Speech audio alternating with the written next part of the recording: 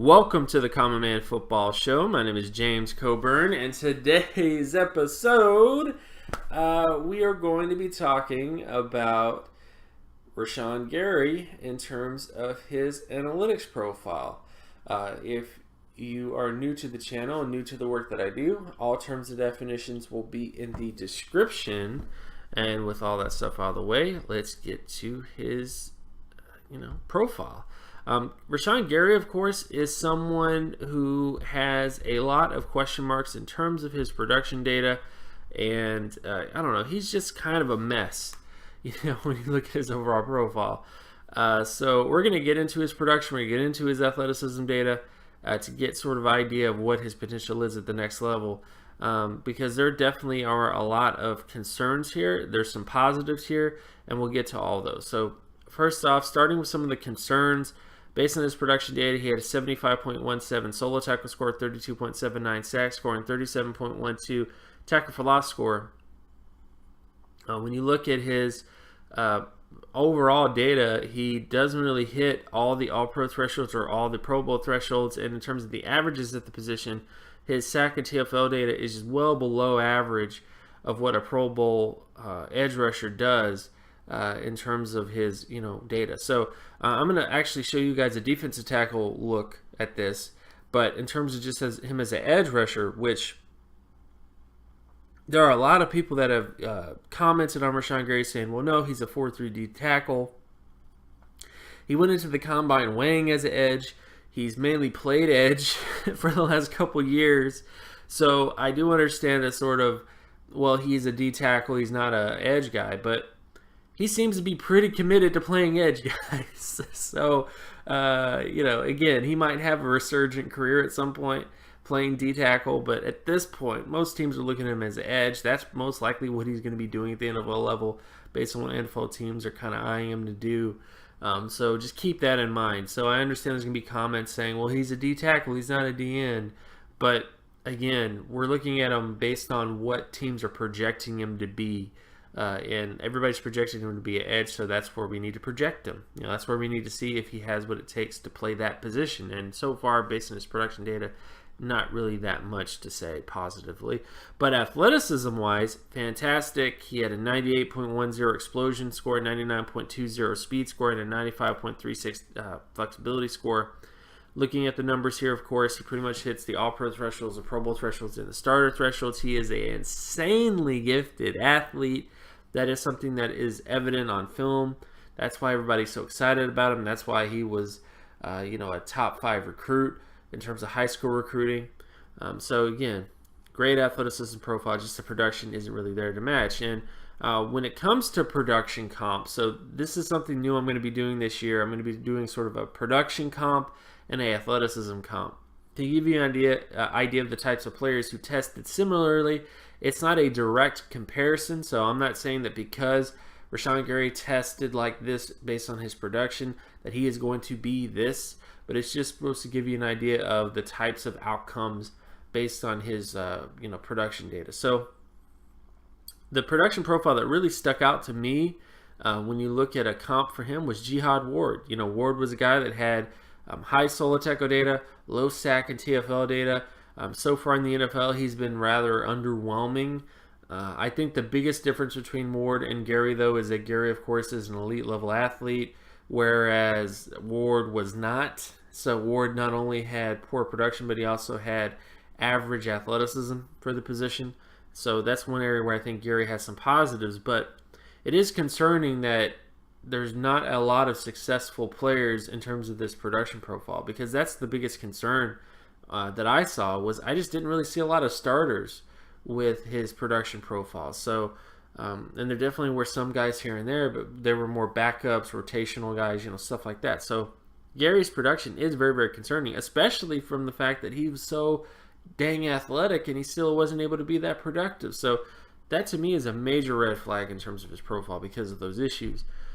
And in terms of athleticism comp, his athleticism comp was Zach Anderson. Zach Anderson was a guy who had great explosion testing, great speed testing, and great flexibility testing, as you can see, because of his size. I think they compare similarly because they're both very, very big players that were also very athletic. And I just put Zach Anderson here to kind of give you an example of the fact that just because a guy has elite level athleticism for his size doesn't mean he's going to be a really great long-term player. Which is the issue with Rashan Gary. I think based on his production, Jihad Ward is not that fantastic. And just because you're a great athlete doesn't mean you're going to be great either. And those are my main concerns with him. And to get to Gary as a defensive tackle, because I know a lot of you guys have been asking me to look at him as a D tackle instead of an edge, even though that's where he looks to be playing, even though that's where he keeps getting slotted and projecting to do is edge. But let's take a moment and just say, well, let's say he becomes a D tackle. His production profile does look better as a D tackle than it does a edge. His solo tackle data hits above the Pro Bowl threshold. His second TFL data also hits above the Pro Bowl threshold. So in terms of as a edge rusher, or not edge rusher, but a D tackle, he looks like a Pro Bowl D tackle based on his production. Versus at the edge position where he just doesn't really look like much of anything except for a potential starter.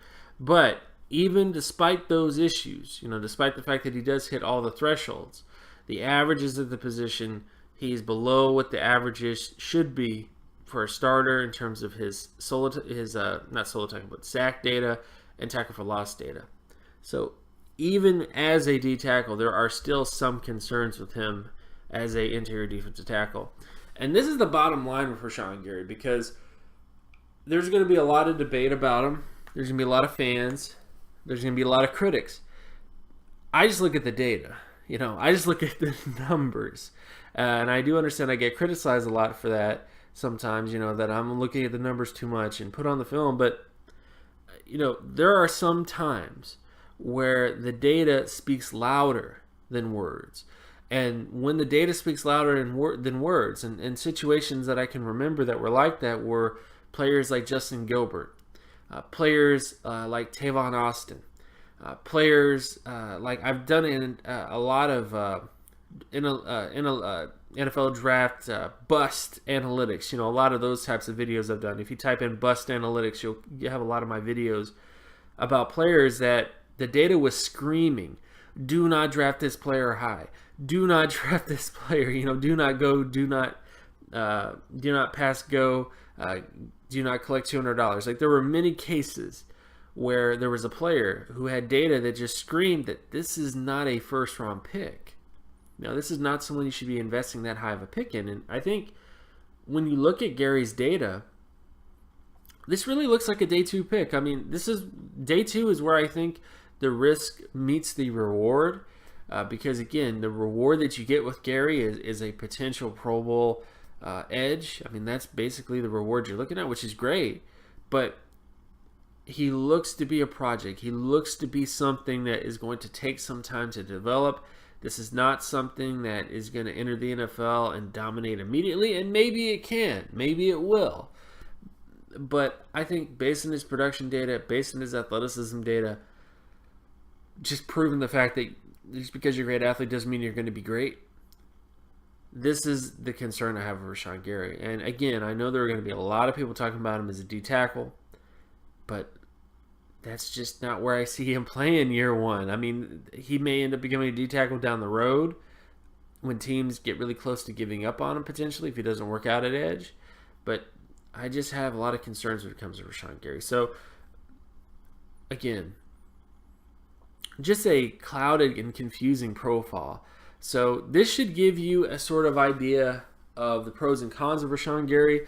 I still think day 2 is ideal. I don't think anybody would disagree with that. I think even people who've watched his film scouts, should be able to agree that based on film, Gary was underwhelming.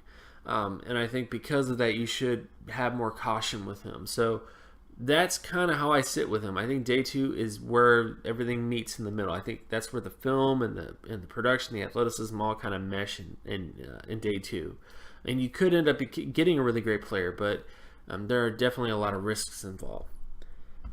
And of course, my name is James Coburn. You can find my other work at draftcoburn.wordpress.com. You can also follow me on Twitter at Jimmetrics. And if you like this content and you want more content like this, be sure to leave a like and subscribe. Share this video as well with anybody that you know. Hit that notification bell in case you want to be reminded when another video of mine drops. Join my Patreon subscriber Patreon page as well. Again, as I told before, from February, March, and April this year, if you become a new Patreon subscriber, you will get the 2019 NFL Draft Analytics Guide for free. You also will be able to give player requests. You'll get information that other people don't get in terms of profiles and other sort of things. So become a Patreon subscriber today and reap the benefits. If you love my content, become a Patreon subscriber. That's the best thing I can tell you. You know, if you love my content, you can't get enough of it, become a patron, and you will be getting more content than you currently are getting right now. And with all that stuff out of the way, I thank you for listening, and I will talk to you guys in the next video. Peace.